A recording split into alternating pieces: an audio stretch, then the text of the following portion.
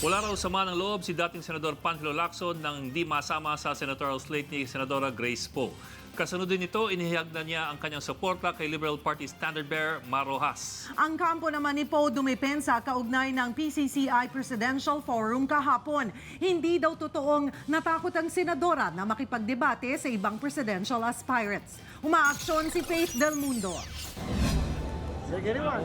Kumbaga sa shootout, last man standing daw si Liberal Party standard-bearer Mar Rojas para kay senatorial aspirant Panfilo Ping Lacson. Kaya naman si Rojas raw ang susuportahan niya sa mga tatakbong pangulo sa 2016.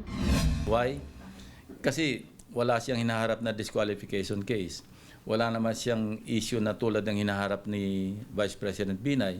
Wala naman siyang health issue tulad ng meron kay Senator Miriam. Pero bukod dito, may utang na loob raw si Lacson kay Rojas.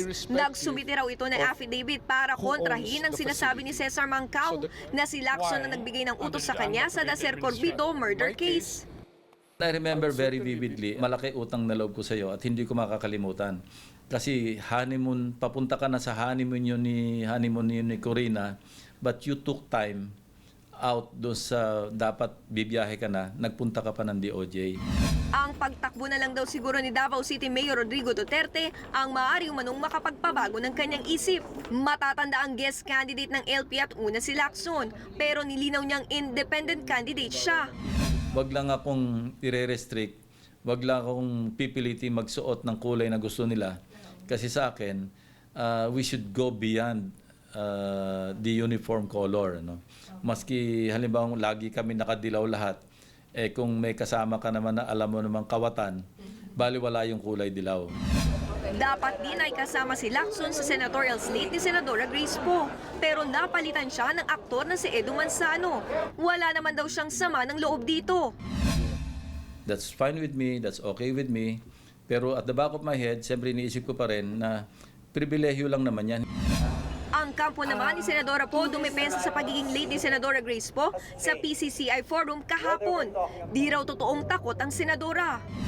Excited and raring to go si Senator Grace Poe dun sa mga COMELEC-sponsored debates. Inaantabayan na nga namin yon dahil lagi namin sinasabi na ang eleksyon na darating hindi dapat tungkol sa personal na attacks sa pagkatao ng isang kandidato. Dapat ang eleksyon ay tungkol sa plataforma, programa at mga plano mo.